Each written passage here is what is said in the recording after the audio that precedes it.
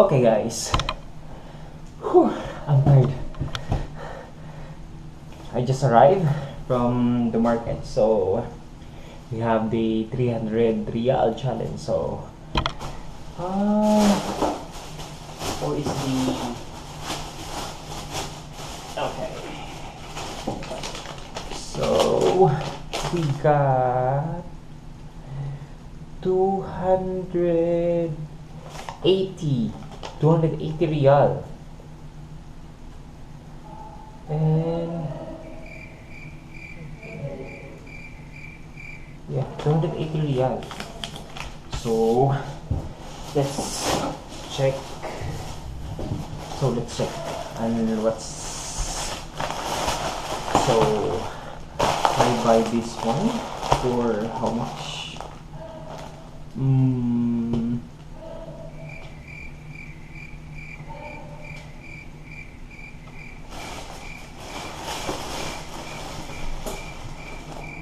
One eternity later. For 5 riyal. Yeah, this is almost 6 riyal. Then I have the stevia 24. Then we have this tuna 870. So it's 879. 9 riyal. Then the mackerel is 780.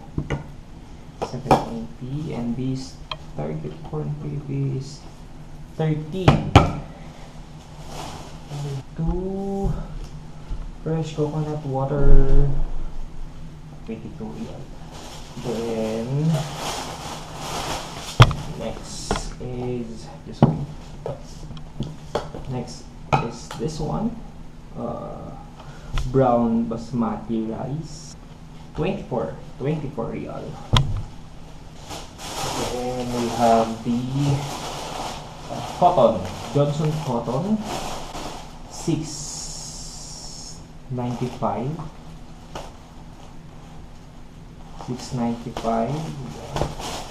We have the mouthwash 21.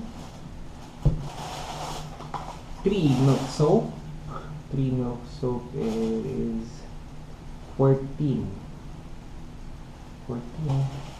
3 milk extract is 7. And Eskimo 7 riyal. And then we have also the shrimp. This is half kilo. The shrimp is 16 riyal. Salmon is 32.